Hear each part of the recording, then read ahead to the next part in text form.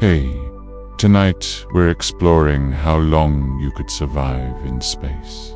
There's something unusually quiet about this idea, not because it's peaceful, but because it begins in a place where even sound itself is lost. You're hovering just above Pige, the breathable world, where the blue fades into darkness so gently that it almost seems soft. Below you, Earth curls like a sleeping animal. Above, space doesn't begin with a boundary, it begins with absence. There's no fanfare, no sudden break, just a thinning, a subtle hush. The ship that brought you here has vanished behind a slow rotation, and you are completely alone. You don't panic, not yet. Your mind is still adjusting. There is no wind, no clouds, no up, no down, only the odd sensation that your body is moving and perfectly still at the same time. You're not falling, you're orbiting, floating in an endless circle, too fast to drop, but to detach, to stop. And now, without even realizing it, you've left the last whisper of Earth's protection behind. So, before you get too comfortable, take a moment to like the video, buy and subscribe, but only if you enjoy quiet stories like this. If you're still awake, let me know where you're listening from and what time it is there now. Dim the lights. Maybe turn on a fan for that soft background hum. And let's ease into tonight's journey together. You look at your hands, at the faint curve of Earth far beneath them. There is no glass in front of your eyes, no helmet. You are exposed, but your body hasn't collapsed. Not yet. This surprises most people, that you don't explode instantly, that you're not torn apart like in those old movies. In truth, if you were suddenly pushed from an airlock without a suit, you might still be conscious for 10, maybe 15 seconds. And for those brief seconds, everything would feel wrong, but not fatal. At least not right away. There's no air to breathe, but your lungs still hold some. There's no pressure around your skin, but your blood is still circulating. For now, you might feel pressure in your chest, a tightness behind your eyes, a warmth along your face as your body starts making quiet corrections for a world that won't play fair. In the 1960s, NASA accidentally discovered what a human might experience in vacuum. During a chamber test, a technician's suit lost pressure. He passed out after 12 to 15 seconds. But before that, he remembered the moisture on his tongue starting to boil. He survived, barely, but what he remembered most was the sensation that the air was being pulled out of him like a thread unraveling. It's the kind of detail that clings to memory. Moisture boiling, not in a scream, but in silence. There's no sound here. That's another strange thing. You might try to scream, but nothing comes. Your vocal cords move, but there's no air to carry the vibrations. Even your heartbeat, so steady before, seems distant. You begin to wonder, how do we even define silence? If it's not just the absence of noise, but the absence of the thing that allows noise to exist. And here, in this weightless hush, the question feels oddly important. Researchers still wonder how consciousness actually shuts down in vacuum. Is it a wave or a flicker? Do you fade out like sleep, or is it more like being switched off? The human brain is surprisingly stubborn. Even without oxygen, it tries to hold on. Cells stretch themselves for extra seconds. It's not immediate death. It's a soft, strange limbo. You feel that now. The space between alert and gone. Something blinks across your vision. A star, a memory. You think about your last breath, the one you didn't take. The one you wasted holding in, as if that might protect you. You didn't know you couldn't. That holding your breath is one of the worst things to do in vacuum. That trapped air expands. That lungs can rupture. But you learn quickly. Peer in this place. Every choice is a whisper between survival and surrender. A quietly fascinating fact. At around 63,000 feet, the Armstrong limit, water boils at body temperature. That means, in space, the fluid in your eyes, mouth, even the surface of your skin would begin to vaporize. Slowly, invisibly, gently. Not like steam, but like something leaving you molecule by molecule. It doesn't hurt. Not exactly. It's too strange to feel like pain. There's a moment where your body starts to swell. Just a little. Skin is stronger than we give it credit for. You won't pop, but you will puff. Like a balloon, underfilled, your fingers drift apart slightly. The backs of your hands rise with tiny mounds of pressure. And still, the world is silent dot.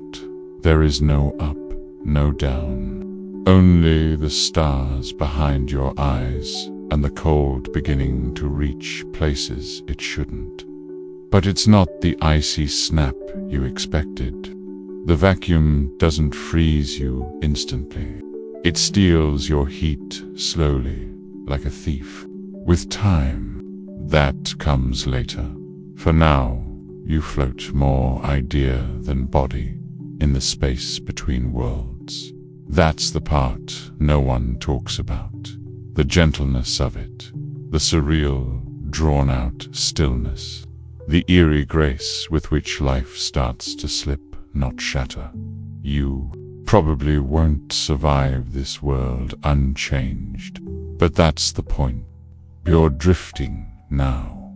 There's no motion in the usual sense, no wind against your face, no gravity beneath your feet, yet everything is moving. The earth turns slowly below, as if it's asleep. The stars do not twinkle out here. They burn, sharp and constant. You're passing into the full embrace of vacuum. And for a moment, you forget what air ever felt like. Your limbs begin to relax in ways that feel unnatural. Not from comfort, but from surrender. The kind of stillness that comes when a system knows it's beyond repair, but you're still aware. The brain, even starved, is a resilient machine. 10 seconds have passed since you were exposed to space. Maybe 12. You feel a strange tingling in your arms. Not painful, but cold in a way that has no temperature. The fluids in your skin have started to shift, not freeze, not boil. Just move, expand, as if trying to take up more space than they were ever meant to. The vessels under your skin push outward. Your cheeks puff. Your tongue thickens. You feel as if you're becoming a mask of yourself. Familiar, but wrong in its softness. And still, no pain. Just pressure. Pressure and the sense that time is moving like syrup. It's here, in this slow unraveling, that you become aware of your own heartbeat, not as a rhythm, but as an echo. You can't hear it, not really, but you feel it inside your skull. A deep, pulsing reminder that your body is still trying, still circulating what little oxygen it has left. In these moments, your brain is performing triage, shutting off what doesn't matter. Vision begins to blur, not because of darkness, but because the retina, so delicate, is being deprived of oxygen first. You are watching your own senses turn off, one by one. A quietly fascinating fact. Humans can survive in vacuum for surprisingly long stretches, if rescued quickly. NASA testing on animals in the 1960s showed that dogs and chimpanzees could survive decompression for up to 90 seconds and still recover. It was after the second minute that damage became irreversible, not to the body, but to the brain. You are floating in that golden window now, somewhere between chance and certainty. Your fingers have curled inward slightly. You didn't mean to do that. Muscle memory, perhaps. Or just the body's last attempt to hold onto something, even if it's nothing. Your joints begin to stiffen, not from cold, but from the lack of pressure around you. The synovial fluid that once cushioned your movement is stretching in tiny, invisible bubbles. You are inflating from the inside, but you don't rupture. You don't bleed. Space isn't violent the way people think. It's indifferent. It waits.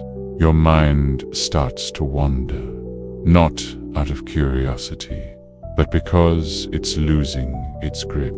You remember the sound of running water, grass underfoot, a laugh that might have been yours. And for a strange second, you almost convince yourself that you're dreaming. You're not. But the line between sleep and unconsciousness begins to blur here. You are crossing a threshold, not of distance, but of function. Your body is now operating on stored oxygen, not what's in your lungs. That's gone, expanded into the vacuum, but the oxygen still in your blood. Hemoglobin is releasing its last reserves, and as it does, your brain flickers. You forget why you're here. Then you remember, then forget again. Your mind loops, a slow carousel of half-dash thoughts. Somewhere in your chest, the rhythm falters. Still, your surroundings remain beautiful.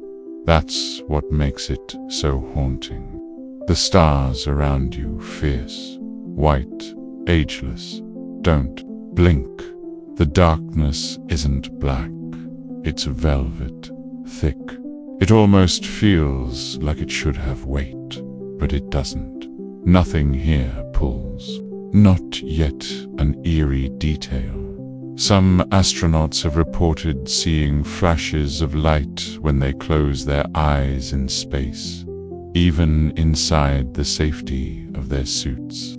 Scientists believe it's caused by cosmic rays passing through the retina. Out here, unprotected, you might see them too. Tiny needles of brilliance behind your eyelids, like lightning inside your skull. You try to close your eyes. You can't tell if they're closed or just dry. The fluid on the surface is already evaporating. Not fast, but completely. You wonder what would happen if someone reached out and pulled you back right now. If the ship reversed course. If a suit appeared. If oxygen rushed back into your lungs, would you still be you? Researchers still debate. How long is too long? How many seconds you can go before brain death becomes certain? 30, 60, 90. There's no exact answer. Each person is different. Each second stretches longer the closer you get to the edge. But one thing is clear. Past a certain point, rescue means survival, but not recovery. The brain loses parts of itself, quietly, irreversibly. You think about the idea of identity. Where does the you exist, if not in memory, in awareness, in sensation? And if those begin to fail, do you? Your arms drift wider now. Less control, muscles floating under pressureless skin. You are a silhouette against the earth, a shape with soft edges. The boundaries of your body are still intact, but your will, your animating force, is retreating. There's no panic that left minutes ago. What remains is a slow, suspended unbecoming. And yet, some part of you, call it instinct, call it spirit, continues to observe, to narrate, to care, even faintly, about what is happening. You have floated beyond the reach of help, past the timeline of rescue, but not yet into death. Instead, you're in the in-between, the fragile place where the body still looks alive, but the self is starting to go dim.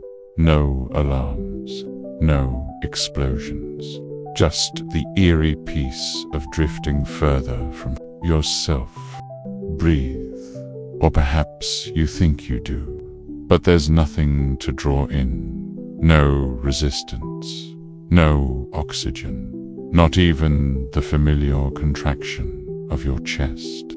Only the memory of breath remains, echoing through your body like a muscle trying to remember a dance. This is the part most people misunderstand. By, in the vacuum of space, the instinct to hold your breath, to save it, is deeply human, but it's also dangerous, catastrophic even. You didn't know that. How could you? It felt like a natural reflex. Close your mouth, clench your lungs, preserve what little you have. But out here, that simple act turns against you, because air expands in low pressure. And now, inside your chest, the air you tried to save is growing larger, like invisible claws stretching outward, forcing your alveoli open, straining the tissue of your lungs beyond what it was made for. You begin to feel a tightness across your rib cage, then a tearing sensation, not sharp but strange, like a deep breath that never ends. Be oxygen, once your lifeline, is now betraying you. A quietly fascinating fact. The human lungs can rupture in space in less than 2 seconds if you hold your breath during sudden decompression. The expanding gases inside the lungs create a pressure differential that your tissue simply can't withstand. Not with grace, not without damage. It's not loud, it's not explosive, just internal tearing. Silent trauma. You imagine the air inside your bronchioles, spreading out like tree roots under glass, delicate, intrusive. Final. The better instinct, the one no one remembers until it's too late, is to exhale immediately, to let everything go, to empty the lungs before they betray you. But you didn't do that. So now, you're learning what it means to carry too much. The gasp you didn't release is the ghost now rattling through your chest. Your throat burns, but not from heat, from dryness, absolute dryness. The kind of dryness where even the idea of moisture feels foreign. Your saliva has evaporated. The thin layer of mucus in your windpipe is gone. Your airway is a tunnel made of glass and memory. It doesn't hurt. Not exactly, but it's terrifying in its unfamiliarity. And still, no breath comes. You're trying. Somewhere, the diaphragm flexes. But it's mechanical now, like a puppet pulling its own strings long after the show has ended. Out here, there, is no air. Not even a molecule to grab onto. So your attempts to inhale are answered with emptiness, and yet you remain alive. For now, you think about how strange that is, that life can continue even without breath, for seconds, dozens of them. Sometimes your bloodstream, rich with oxygen molecules from moments ago, is rationing them like candles in a storm. A dying flame doesn't scream. It flickers, an eerie detail. In space, when moisture leaves your body, it doesn't disappear. It floats, tiny bubbles of saliva, of tears, of sweat. They rise from your skin and mouth and eyes, and hang there, hovering, spheres of water suspended, like tiny planets around a dying star. Somewhere one of them touches your cheek, or does it?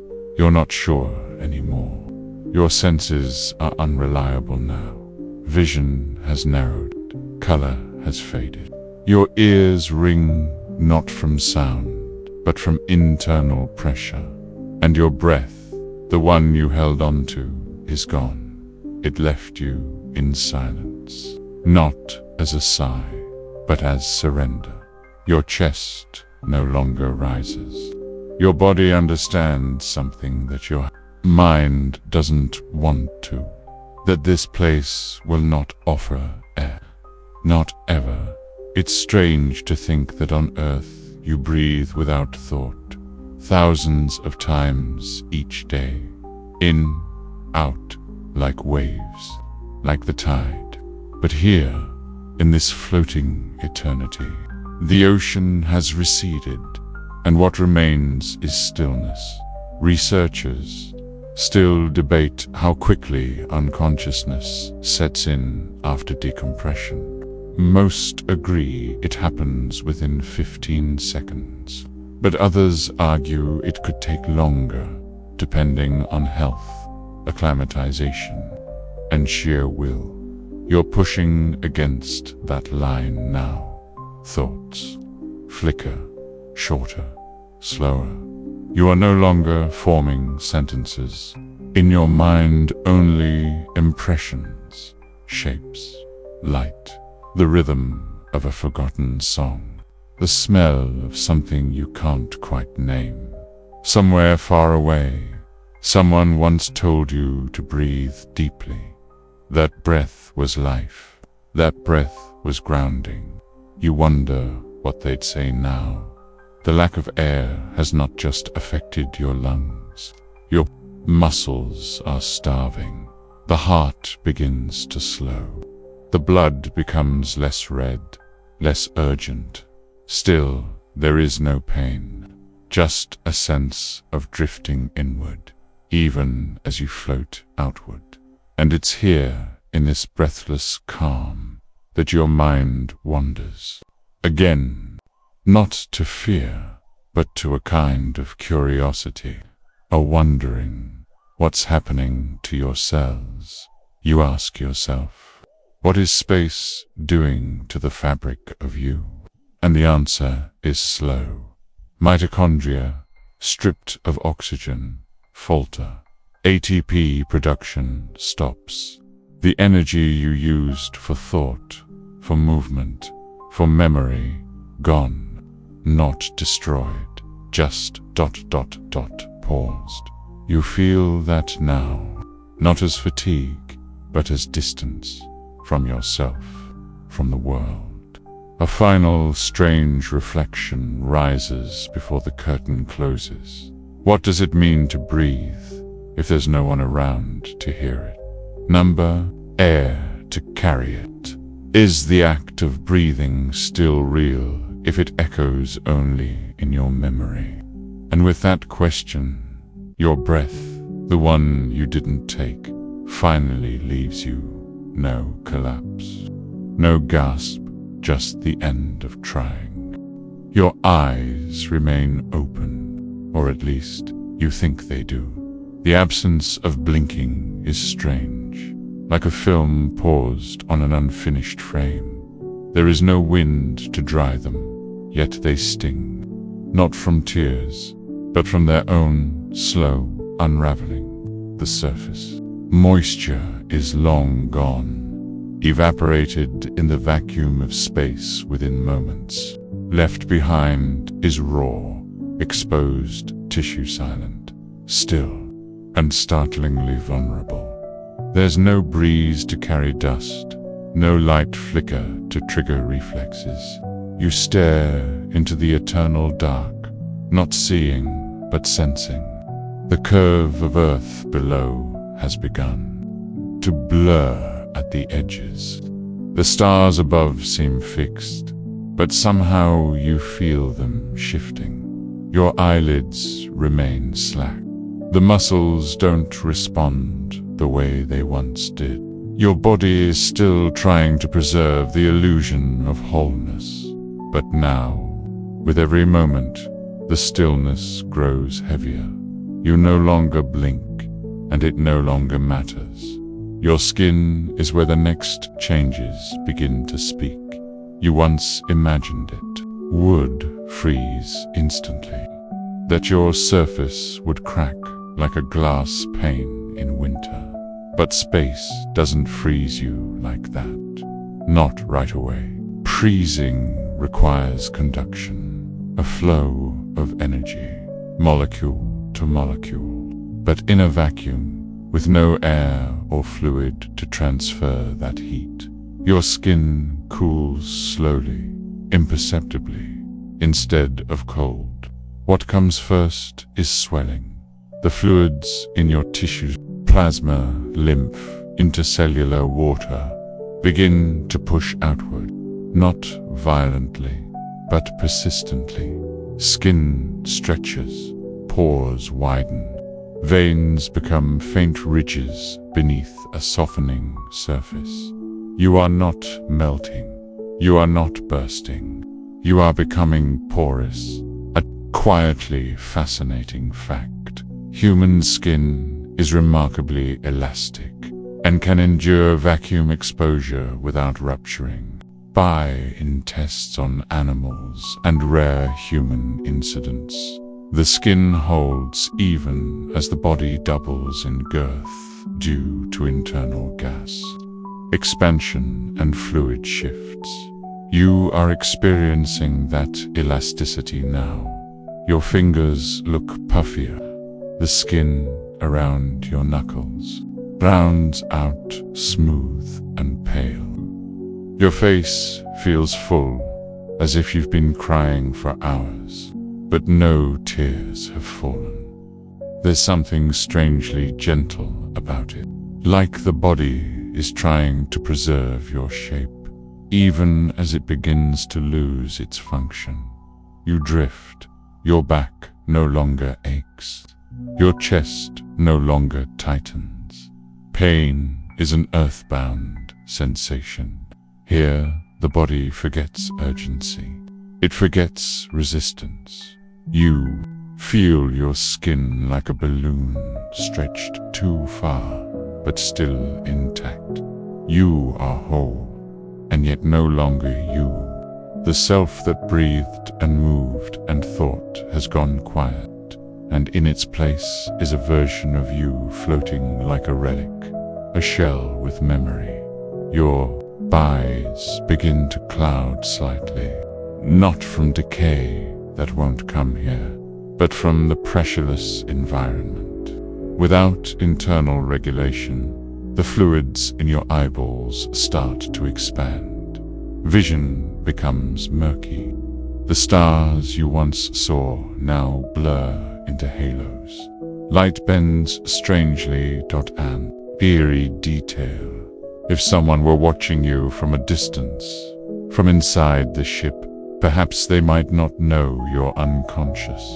Your body would appear peaceful, arms slightly lifted, face calm, a subtle expression still lingering. Death, when it comes in space, looks deceptively alive. You wonder, or would, if your mind were still fully awake about that appearance. What does it mean to look alive when the spark has gone? Do our shapes matter more than our stories? It's a question that has lingered in art and science alike. The shape of a body, the posture of a form. Even in deep stillness, we assign meaning to position. Your skin takes on a grayish tint now, not from blood loss, but from oxygen deprivation. Hemoglobin without oxygen turns dark, not blue like cartoons show, but deep red verging on purple. With each passing moment, the body's color palette shifts, subtle, silent, surreal.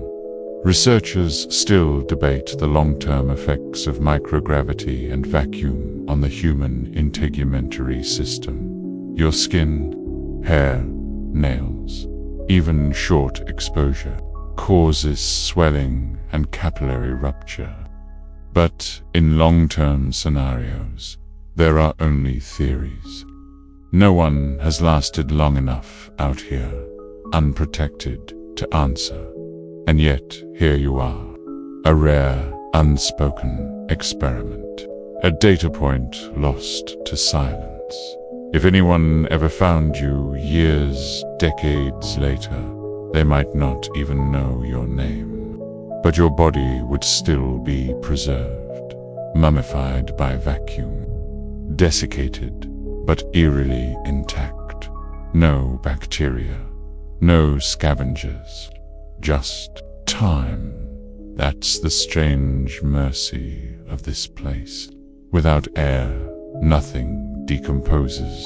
There is no rot, no smell. Only the body's slow surrender to emptiness. And for now, that surrender looks like floating. Your skin no longer tingles. Tear your limbs no longer twitch. Even the involuntary micro-movements have stopped. The hair on your arms has stiffened slightly. Eyelashes frozen in mid-motion. Fingertips ballooned. You are, in a word, suspended. A perfect stillness. You wonder, in some deep layer of your fading mind, what stillness really means. On Earth, stillness is calm, it's peace.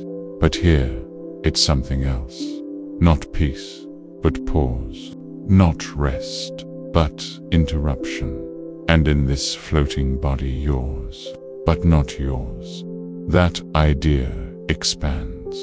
Like the gases in your blood vessels, you are a moment paused between systems. No longer part of Earth, not yet part of space. You exist like punctuation. Pick a comma between inhale and exhale, and no one knows you're here. That might be the strangest part. The distance, the invisibility, the complete and utter silence. But it's not frightening. Not anymore now. It just is. The scream never comes. Not because you're brave or calm or beyond fear, but because space doesn't allow it. Your mouth may open, your throat may contract, but there's nothing to carry the sound. No molecules to vibrate, no pressure waves to push against the void. You could cry out with every fiber of your being, and the universe would remain unmoved, indifferent. Out here, silence isn't quiet, it's complete. The thought might disturb you if you were still awake enough to think it clearly, but your mind is drifting now, circling the drain of consciousness. Impressions rise and fall like slow waves. You remember the sound of rain, the echo of laughter in a hallway, the way your own voice once vibrated in your chest. But none of those sounds can reach you here. Your body is making movements, but they vanish instantly, consumed by the perfect vacuum. And still, something inside you is expanding. It's not just your skin, now stretched like canvas. It's deeper. The gases in your digestive tract, your bloodstream, your tissues, all of them obeying physics with quiet violence. They want more room. They are taking it. Your belly bloats not grotesquely, not painfully, just distended, puffed like dough in warm air. Your arms stiffen at the elbows, not from rigor mortis, which hasn't set in yet, but from internal pressure. You're becoming a balloon of yourself, inflated from within, a quietly fascinating fact under vacuum. Nitrogen dissolved in the bloodstream comes out of solution, forming bubbles throughout your body. It's a process called ebulism, not quite boiling, but close. It's what makes your blood froth silently under the skin. That's happening now. Invisible bubbles blooming inside your veins. Tiny pockets of space within your own biology. You are, in a way, becoming part of space itself. A creature of pockets and gaps, of vacuum within vacuum. And yet you look peaceful. The paradox continues. An astronaut, if they saw you through a window, might think you were floating in meditation. Arms out, head tilted slightly back, eyes open, as if gazing into something too large to name. There is no sound, no motion, no resistance, but inside you, a quiet war continues. Your esophagus expands, the trapped air pressing upward. Your stomach distorts, swollen beyond anything familiar. The soft tissue in your sinuses pushes against the bone, giving your face a strange, soft roundness. And your heart, though it has stopped its rhythm, still holds air in the chambers. It will swell to dot an eerie detail. The body's internal organs, in vacuum, don't collapse. They bloat, like cargo left in the sun. Each one inflates, stretches, until the architecture becomes unrecognizable. But the skin, that protective sheath, holds everything in a balloon made of memory. You are now a drifting sculpture. You haven't breathed in minutes. Your brain activity has slowed to near silence. If you could see your own EEG, it would be a gentle, sloping decline. No more sharp waves, no more peaks of alertness, only the slow fade into flatness. But still, the body lingers. Researchers still question what lingers after consciousness fades in vacuum. The brain ceases to process sensory data, but could something else remain? Some residue of awareness, a final flicker of self, buried in the body's desperate chemistry. They don't know. No one knows. But your body behaves as if something is still present. A kind of momentum, like a dream that continues after you wake up, fading more slowly than it should. You are still expanding. The fibers of your muscles stretch, the capillaries strain, but nothing breaks. Not yet. That's what surprises most people, that the body can endure this much without shattering. We think of space as instantly fatal, but the truth is slower, stranger. The fatal part has happened, but the form holds. The echo of you continues, and with each second, you move further. From Earth, not by distance. That's still mostly the same, but by state of being. You are no longer an Earth thing. You are now a space thing. Unbreathing, unspeaking, soundless, and swelling. And yet, something stays soft.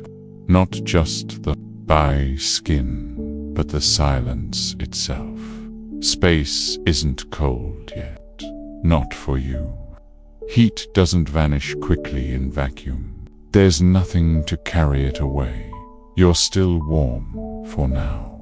The body radiates heat as infrared light, slow, lazy photons slipping away one by one. It will take hours to freeze you. You may have imagined space as a place of sharp extremes, fire and ice, light and dark. But in this moment, it's simply still. The process of dying here is not sudden. It's patient, indifferent, and there is no sound. You could scream forever, and nothing would change.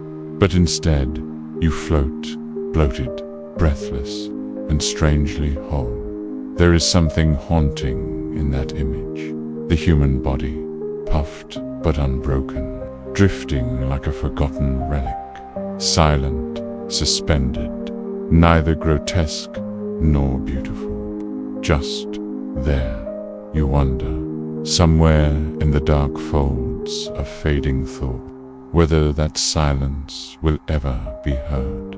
And then that thought is gone, too. You are no longer conscious. Your brain has gone quiet, not just asleep, but switched off. A circuit broken, the self unwound. And yet your body persists, floating, untouched. A shell of pressure and temperature and memory. Now the real silence begins. Because your warmth, that soft echo of living, is bleeding away, slowly, in darkness. Not because space is cold, but because it has no way to feel warmth at all. There's no air to carry away heat, no wind to chill you. Instead, your body radiates energy in long, invisible sighs. Photons, fragments of heat slipping away into the vacuum, one by one. It will take hours. You do not freeze quickly in space. The movies lied about that dot first. Your skin cools. Your sweat, once evaporating freely, has now boiled off. The remaining moisture begins to sublimate. That is, go directly from solid to gas. Ice becomes vapor without passing through liquid. This is how your tears vanish. Your saliva, the wet sheen on your lips. Your eyes were open. They cloud first, then dull, then glisten as the moisture leaves in silence. This process has a strange dignity to it. No violence, no mess, just transformation. Your skin becomes pale, not the paleness of death on earth, but the soft desaturation of a long-exposed photograph. like you're being gently erased by time. And still, the body holds. You do not burst, you do not crack, you do not drift apart. You simply persist, intact, inflated, and cooling out here. Death is elegant, and strange things begin to happen to your tissues. The cells, without oxygen, begin to die, but not in chaos. More like a quiet mutiny. One organ at a time, they stop their work. The enzymes in your digestive system, once meant to break down food, now begin to break down you. A process called autolysis, self-digestion. On Earth, this happens in tandem with bacteria, tiny creatures that feast and expand. But here, in the vacuum, bacteria cannot survive. There is no rot, no smell, no swarm. You are being undone only by yourself. Even your DNA, that spiral of identity, begins to unravel. Not burned, not shattered, just relaxed. As if the double helix, with no more work to do, finally lets go. And all around you, the stars remain still. Your body now resembles something ancient, not alien, not futuristic, but archaeological, like a preserved mummy lost in a forgotten desert. Except here, the desert has no horizon, and no end. If no one comes to retrieve you, and let's be honest, they won't, you may drift for centuries, even millennia, orbiting the planet, or caught in a slow arc around the sun by human satellite, mute, inflated, and perfectly preserved. It's an image that scientists and poets alike have considered. The eternal astronaut, the accidental relic, the body in space, not destroyed, but remembered. Remembered by physics, preserved by vacuum, watched over by indifferent light. Even your clothes will stay intact. The fabric may stiffen. The colors may fade from radiation, ultraviolet light stripping away pigment like time strips memory, but the shape will stay. Vsauce without a mission, a face without expression, and inside, a memory of breath that once was. Is this horrifying? Maybe. But also, there's beauty in it. A kind of cosmic taxidermy. Nature holding you still, saying, this happened. This was real. This was human. And perhaps, in 1,000,000 years, some distant traveler will find you. Not as a corpse, but as a message. A message written in flesh and silence, telling the story of a fragile creature who dared to leave the only home it ever knew. You'll still be there, slowly circling, eyes long dry, heart long silent, but whole. The light of stars playing gently on your skin. Not screaming, not gone, just part of space, now, forever. Your body, now still and breathless, has joined the choreography of the cosmos. You're not falling, you're orbiting. A delicate dance, just fast enough to keep missing the Earth as gravity pulls you toward it again and again. It's called free fall, but there's nothing free about it. Gravity holds you, space permits you, and you, now silent, drift along a perfect, invisible curve. This might be low Earth orbit, a region already scattered with relics, old satellites, lost tools, flecks of paint, even gloves from long forgotten spacewalks. And now you are among them. A human body, untouched by air or time, suspended in quiet momentum. You don't decay, you don't dissolve, you simply remain. Below you, clouds roll over oceans and continents. Cities flicker with electric breath. Storms swirl like celestial fingerprints. But up here, nothing stirs. There is no wind to blow your hair, no sound to fill your ears. Only the faint pressure of sunlight pressing against your clothes. Only the endless glacial pull of orbital mechanics. It's peaceful. Somewhere far below, someone might look up into the sky and wonder. They might even see a glint, a reflection of your helmet or visor, and not realize it's Pew, because no one expects the night to look back. You are now part of a myth, one of those quiet space legends, whispered by engineers and cosmonauts and poets. The astronaut who drifted too far, the explorer who became a moon of Earth, the one who never came home. Your story becomes a warning, a fascination, a gravity-bound ghost. If your orbit is high and clean, you might stay for thousands of years, a perfectly preserved monument to ambition and accident, a time capsule of bone, cloth, and silence.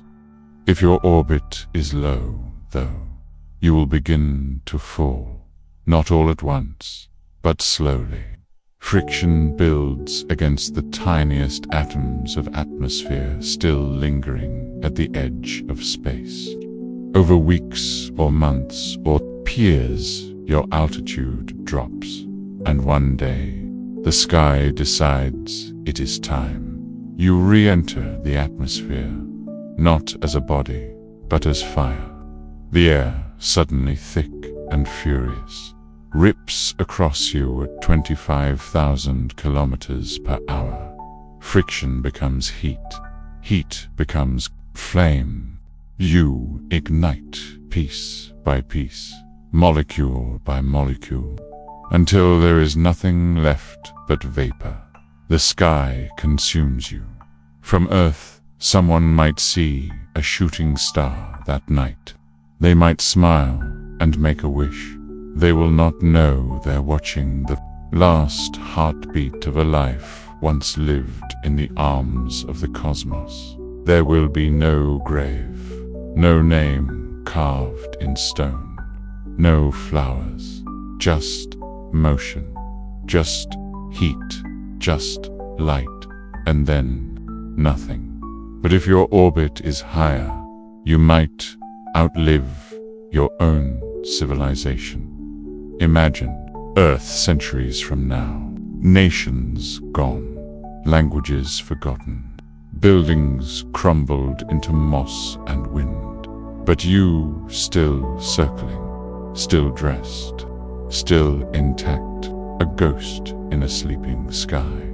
It's possible that one day, long after we're gone, someone will find you. Maybe they'll be human. Maybe they won't. Maybe they'll have eyes or minds so different that your shape is puzzling. A mystery made of carbon and cloth. They'll study you, wonder about you, write stories about your presence, and you will have become exactly what every scientist, every poet, every astronaut secretly dreams of becoming. A story that endures, a moment that lived, a message that traveled farther than any voice ever could dot. And though your body is long silent, space listens. It remembers everything, every heartbeat, every breath, every dream, including the one that took you here. The irony is almost poetic. Space doesn't want to kill you violently. It wants to erase you. No thunderous explosions. No monster aliens. No cosmic lasers. Just silence, stillness, pressure, and time. Let's step back to the very moment you exited the spacecraft. What exactly happens to a human in space without protection? Here's what doesn't happen. First, you don't instantly explode. You don't freeze solid. Mu don't turn to ice in a single second. Hollywood lied. Again, the truth is slower and stranger. 0 o'clock. The breath you shouldn't take the second you're exposed to vacuum. Your lungs don't explode unless you try to hold your breath. That's the trap. If you instinctively gasp and clamp down, the air inside your lungs expands. Violently, tissues rupture. Blood vessels burst. But if you exhale quickly, completely, you have a better chance. You might survive. Build a little while. 0:05. The water in your body begins to boil in space. There's no air pressure. So your saliva, it starts bubbling. Your eyes, they bulge slightly. Your skin, it swells. Not to cartoonish levels, but noticeably. Your blood doesn't boil, though. That's because your circulatory system is pressurized. For now, still, every wet surface on your body, tongue, throat, sinuses, becomes a place of strange and subtle chaos. 0:10. You're going blind and deaf. Your vision fades. Retinas swell. You're disoriented, unable to focus. Tiny bubbles form in your bloodstream. Your ears don't hear a thing. Not because they've failed, but because there is no sound. Space is mute. You're alone in a silence so perfect it feels violent. 0:15. Unconsciousness creeps in. Oxygen starvation kicks in fast. You're losing consciousness now. Your brain begins to shut down. First memory, then motor control, then awareness. Within 15 seconds, you're unconscious, peacefully, painlessly, quietly, not dramatic, not cinematic, just gone. 0:30 to 1 o'clock. The inevitable, your heart may still be beating. Your body is still warm, but it's now just a biological system without a pilot. Cells begin dying, not all at once, but quickly. Brain cells first, then the rest. You can't be revived after 90 seconds, but the first 30, there's still a ghost of a chance. If someone gets to you, and the cold, it's coming, but slower than you think. Space doesn't freeze you like liquid nitrogen. It simply steals your heat, one photon at a time. If you're in sunlight, you might even get hot, over 120 degrees Celsius on your skin. But if you're in shadow, away from a star's gaze, you become colder than any place on Earth, adrift toward minus 270 degrees Celsius. But it takes hours, so yes, space kills you. But it's not a killer in the traditional sense. It's more like a painter, brushing away identity, erasing noise, turning life into artifact. And as strange as it sounds, it's kind. No suffering beyond seconds. No decay, no mess. just the universe, gently reclaiming your spark. And if someone finds you days, centuries, or millennia later, they won't see a corpse. They'll see a monument, the quiet, floating shape of someone who dared to leave the earth. Your body is now adrift, motionless, unconscious, gone. But strangely, still intact. No rot, no smell, no worms. Why? Because space doesn't let you decay. It preserves. It embalms. Let's imagine your body is floating just beyond Earth's orbit. Not too far, not too close. No planets nearby to pull you in. No atmosphere to char you into dust. You're a lonely object now, not human in function, but still unmistakably shaped like one. And here's what happens. First week, the descent, pinned to artifact. You're not decomposing, not in the traditional sense. There are no bacteria feeding on you, because they needed oxygen, and they died with you. There are no insects, no fungi, no scavengers. You're just suspended. If you were exposed to the sun, your skin would crisp and darken from ultraviolet radiation, a slow tanning that never stops. But you wouldn't melt or shrivel like a leaf in a fire. You'd stay recognizable, just dry. Like leather stretched over bone, your face would still be your face. Eyes frozen open, if not boiled away earlier. Mouth parted, hands curled, a silent statue in a vacuum museum. First month, the freeze and the flame, depending on your orientation to the sun.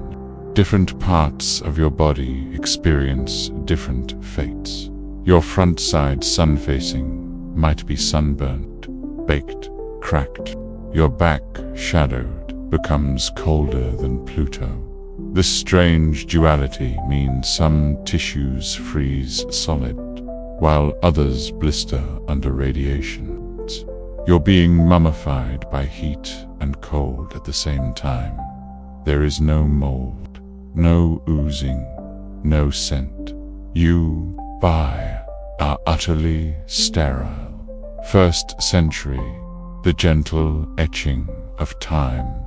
Now comes the erosion. Not by wind or rain, but by light, cosmic rays. Those fast, high-energy particles begin to dance through your body. Bit by bit, they shatter DNA, slice through proteins, kick atoms out of place. You're not aging, you're fading. Like a painting bleached by centuries of sun, your bones become brittle. Your clothes, if any, begin to crumble. But the overall prey shape of you remains. And anyone who finds you, even 1,000 years later, might still see something familiar. A curl of hand, a fragment of jaw, a symbol of what used to breathe.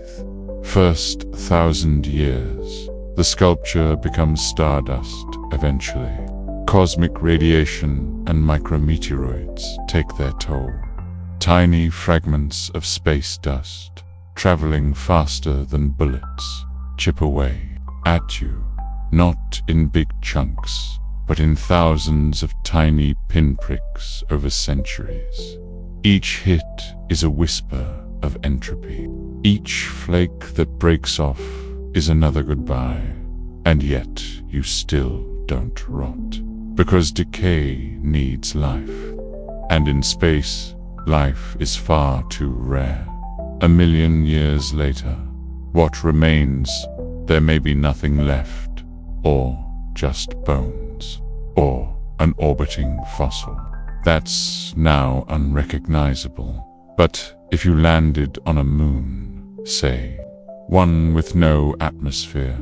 Your body might stay for billions of years, like the astronauts' footprints on the moon, untouched since 1969. Death in space is not an end. It's a preservation, unlike Earth, where the dead return to soil. In space, the dead become artifacts. You're no longer decomposing. You're documenting. A frozen message in a bottle, drifting through the dark, waiting to be read by eyes that haven't evolved yet. So, if you ever fear death in space, don't. You won't be erased. You'll be remembered. Not in spirit, but in form. The stars will keep your shape long after Earth forgets your name. And perhaps someday, someone will find you, not as a tragedy, but as proof that a fragile species once tried to leave its cradle and almost made it. Let's rewind the moment, back to when you first drifted out of the spacecraft, back to the gasp, the tumble, the silence. Let's ask the question no one dares to ask. Could you be saved? Time is your enemy in the cold vacuum. Every millisecond matters. If your helmet cracked or your suit was breached, you have less than 15 seconds of usable consciousness. Not because your brain shuts down instantly, but because the lack of oxygen starves your neurons before you can even scream. Though no one would hear you if you did, your vision tunnels, your limbs lock, and in half a minute your heart stops. So if rescue is possible, it needs to be fast, blindingly fast. Scenario 1, you're tethered, and someone notices this is your best shot. Let's say your tether snaps, or you somehow become untethered, but you're still nearby. Your crewmates see it happen. They don't panic. They don't hesitate. They use the safer system, a backpack-sized thruster on modern spacesuits. It lets them jet toward you, like a slow-motion lifeguard in Zergy. But here's the tension.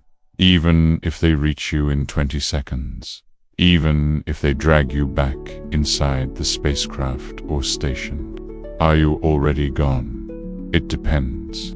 If your suit remained sealed but you lost consciousness, you might survive. But if the suit was compromised, if the vacuum touched your lungs, it's over. There is no CPR for the void.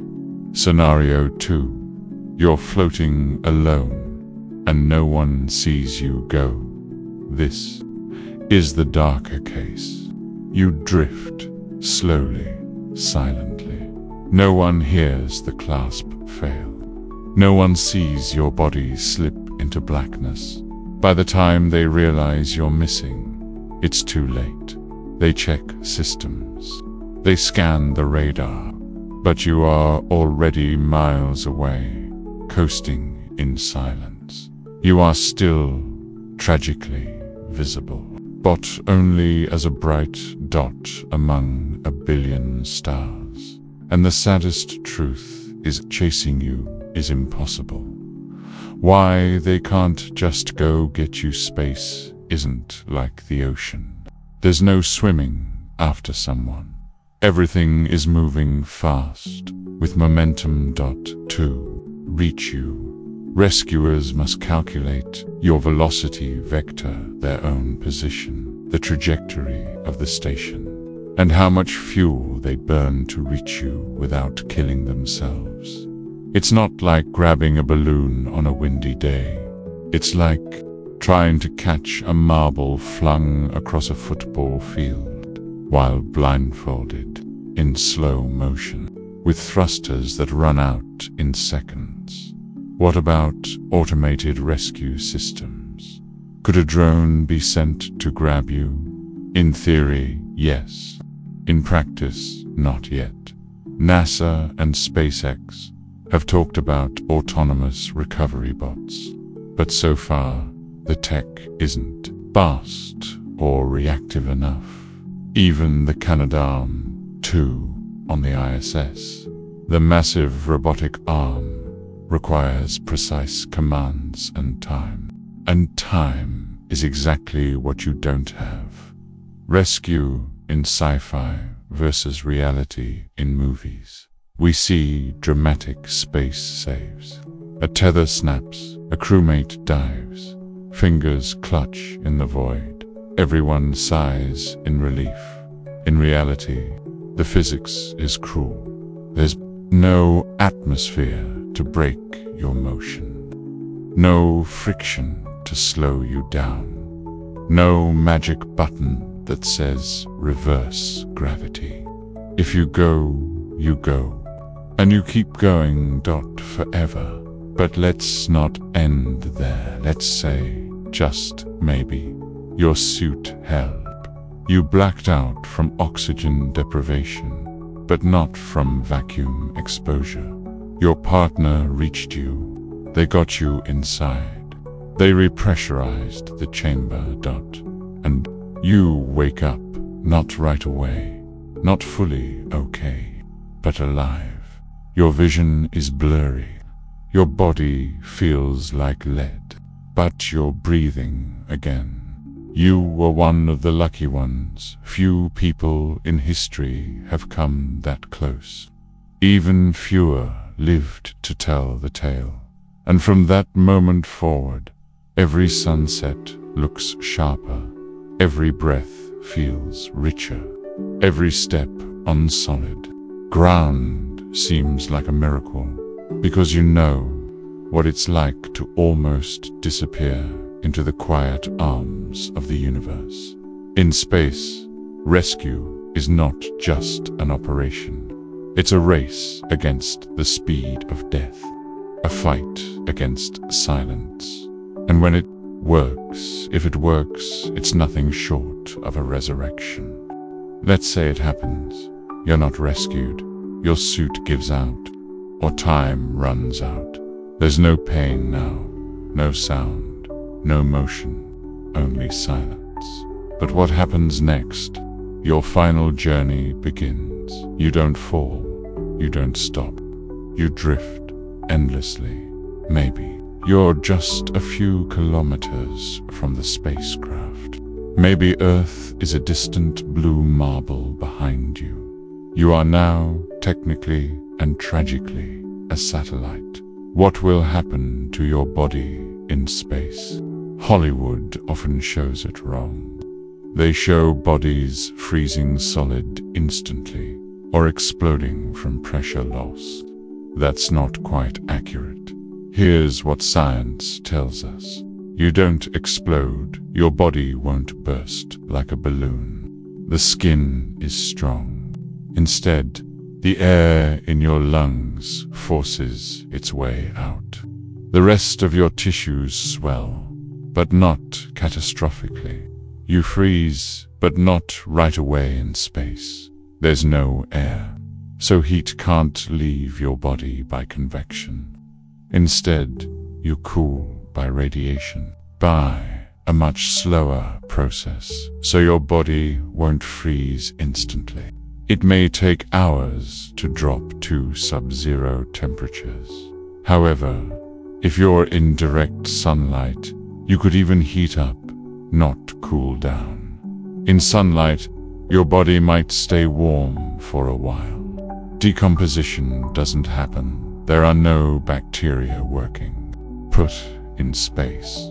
Why? Because they need oxygen and moisture, both gone. So, unlike Earth, where decay begins in hours, your body in space becomes a kind of preserved relic, not mummified, not fossilized, but frozen in time. How long would you drift? In the vacuum of space, nothing slows you down. There's no gravity to pull you back, no air to drag on your motion. You will continue on your path forever, unless something interferes. But space is big, really big. The odds of your body hitting a planet, a star, or another spacecraft, almost zero. Scenario: orbit around Earth. Let's say you were orbiting Earth when you drifted away. In that case, you might remain in orbit like space debris. Here's what happens next. Your body circles Earth at thousands of kilometers per hour. Radiation from the sun begins to cook your tissues. Micrometeoroids, tiny specks of rock, slowly erode your suit and flesh.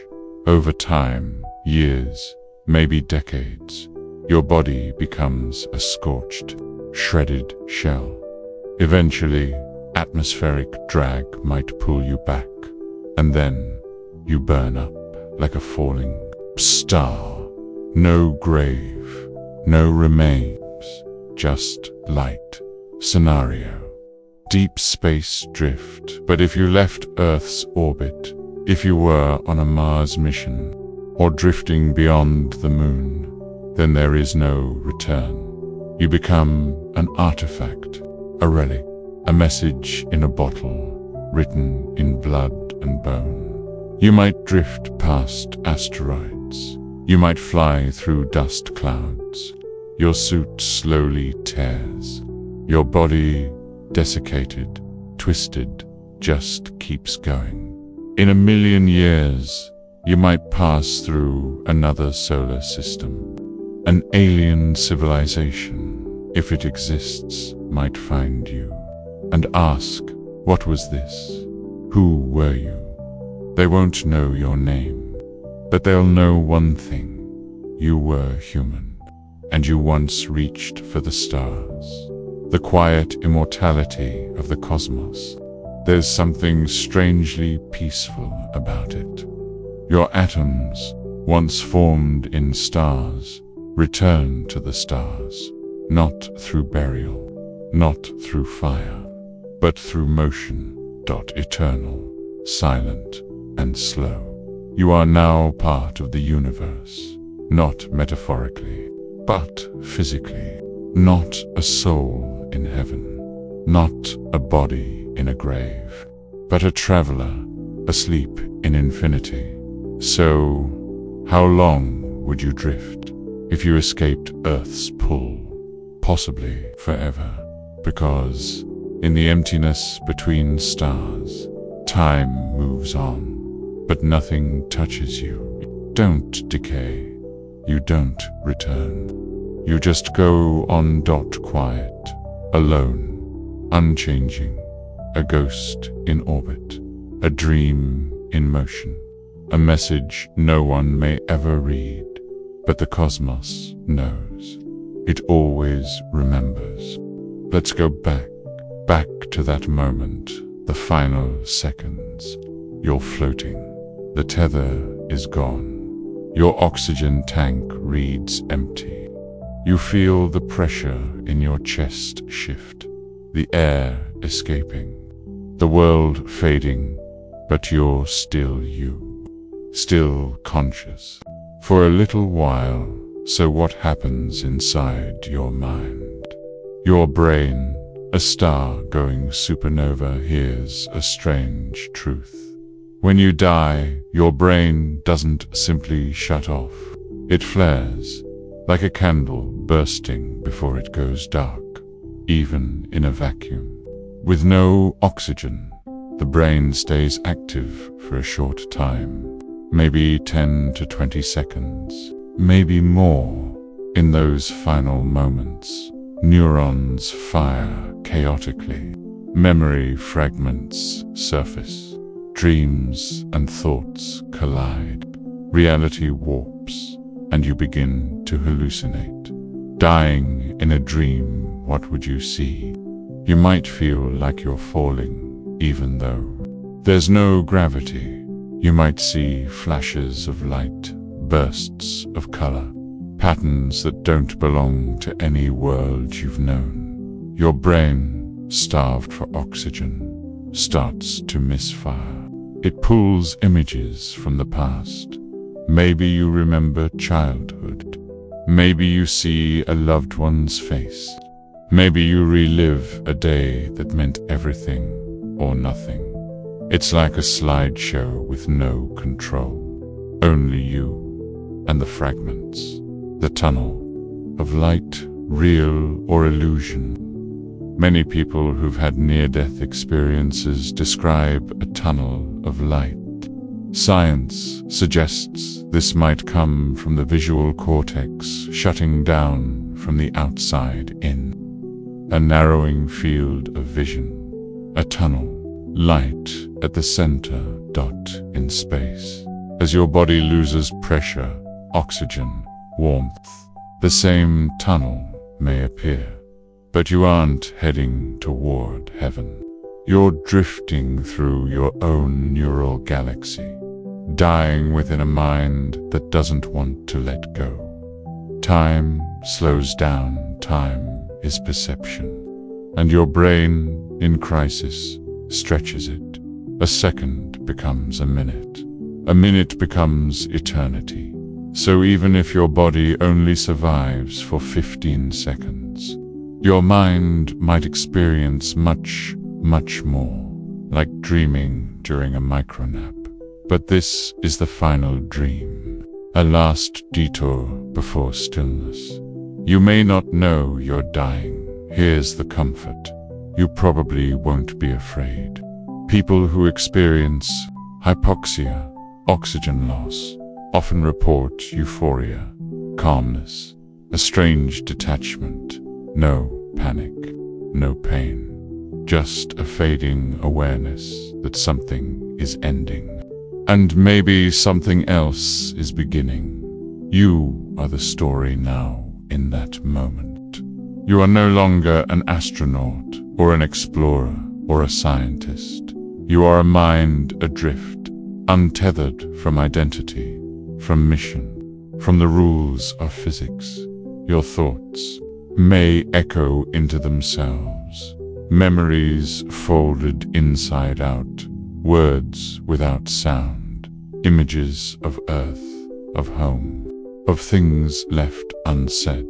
Then, quiet, not blackness, not oblivion, just an ending, gentle and strangely soft, like falling asleep while floating through the stars. The cosmic solitude of the human mind. What a strange truth. You could be alone in a way no human has ever been.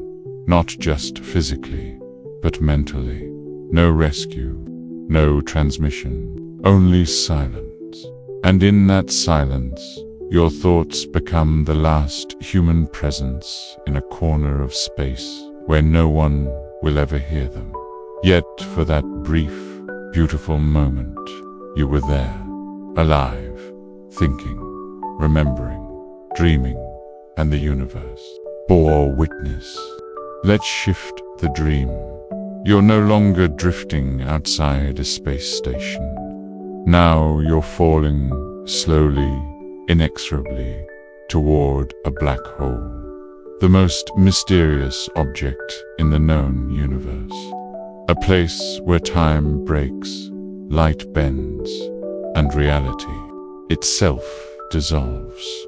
What is a black hole, really? Imagine compressing the mass of the sun into a space the size of a city. The result is so dense, so gravitationally intense, that not even light can escape. This isn't just a big hole in space, but it's a puncture in the fabric of reality.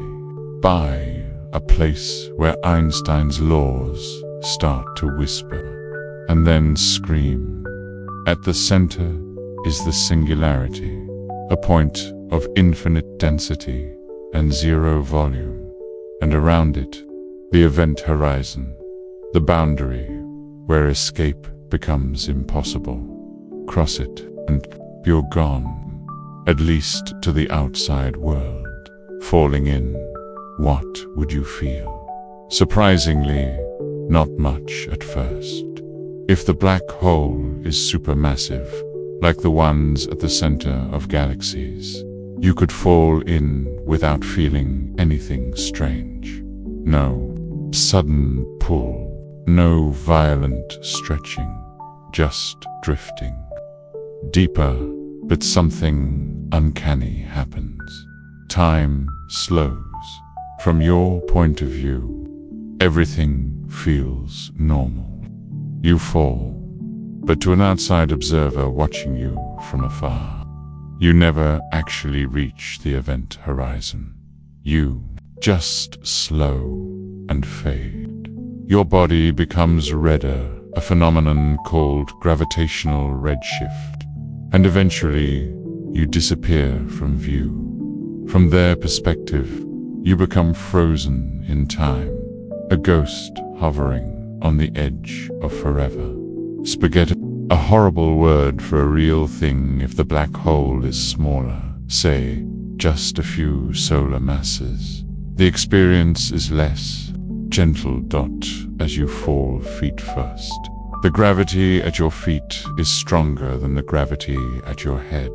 This differential stretches your body badly. Your bones elongate, your muscles tear, your atoms are pulled apart. It's called spaghettification, a real scientific term. And yes, it's as painful as it sounds. But again, your brain won't have time to comprehend the pain. Your nervous system would fail almost instantly. The falling becomes dissolution. You're not falling through space. You're falling into it, inside the event horizon. No return once inside. No signal, no scream, no light can escape, and physics, as we know it, begins to collapse. Time and space may flip roles. Forward becomes inward. There is no turning around. You're not just traveling through space anymore. You're moving through time itself, toward a singular endpoint. Could you survive inside? No, not in any classical sense. But here's where it gets strange. Some physicists argue that you wouldn't even notice the moment you cross the event horizon. No wall, no shimmer, no change. You could still think, feel, observe for a time. You could drift for minutes, hours, maybe longer, until you reach the center, the singularity, where physics ends, where all laws break down. What happens there? No one knows. Maybe you're crushed into infinite density. Maybe you become part of the mass of the black hole. Maybe, just maybe, you slip into another universe. You might become echo-hawking radiation. Theoretical but compelling, says that black holes slowly evaporate. That information somehow leaks back out. That you, or at least the pattern of you, is never truly lost. Some physicists believe your atoms, your quantum states, your essence might be imprinted on the surface of the event horizon, encoded forever like cosmic graffiti, a whisper of a person who fell into silence. You aren't destroyed, you're transformed. So what would it feel like to die in a black hole? A strange blend of the mundane and the miraculous. You might feel nothing at all, or you might experience the most intense gravity in the cosmos. You might see the stars curve into a ring. Time might dilate. Your final seconds might stretch into eternities, and you'd know, perhaps, that you were crossing into a place no human had ever returned from. You wouldn't die on the surface of a planet. or in the vacuum between stars. You'd die at the edge, of time, in a place where the universe hides its deepest secrets. You'd be part of that secret forever. You're lying still again, eyes closed, heartbeat silent, yet something stirs, a thought, a message, trying to reach out from the other side of life. Can such a thing exist? Let's drift into the uncanny possibility that death is not a closed door, but a thin, trembling curtain. And on rare occasions, something gets through, echoes in the machine when a star dies. It can leave behind echoes, gravitational waves, radiation, neutrinos that travel through planets like ghosts. But what about a person? What do we leave behind? There's a curious idea in neuroscience. Your brain is not just a collection of cells. It's a dynamic pattern, a storm of electrical activity, a flow of chemicals and connections. That pattern is you. Now consider this. Patterns in nature don't always vanish. They linger in the air after a voice, in the glow of a sunset, long after the sun dips away, in the gravitational pull of a planet you'll never see. Maybe when we die, our brain's final state, its last configuration, leaves a kind of imprint, not a ghost with chains, but a resonance, like a bell rung once, still humming in a room that's gone silent. Quantum immortality, the experiment you can't escape now. Let's go deeper, to the foundations of physics, to a place called the quantum, multiverse. In this interpretation, and yes, it's one taken seriously by many scientists. Every quantum event branches reality.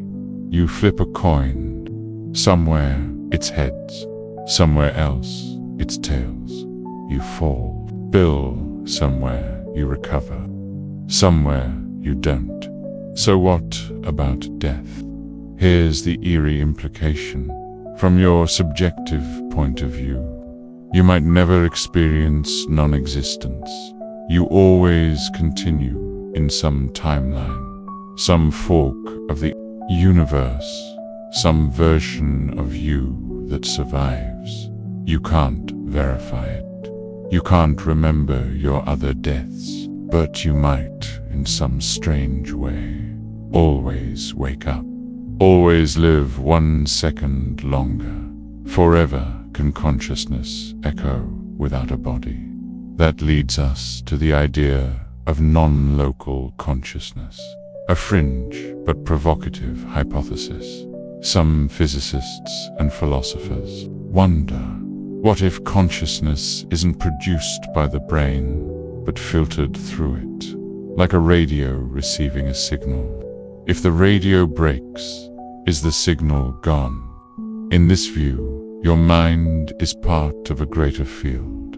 Your thoughts are waves. Death is not destruction, just disconnection. Could something of you linger in that field? A message, a fragment, a ripple.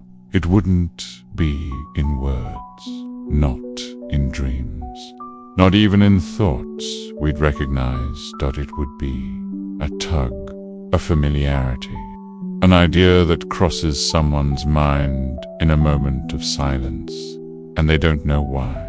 Maybe you're not speaking anymore, but maybe something in the fabric of reality remembers your shape. Artificial immortality, saving the mind, of course. We're not waiting on metaphysics. We're building digital minds, neural recordings, people uploading fragments of themselves into machines. They call it mind uploading, or whole brain emulation. It's crude now, just neural networks.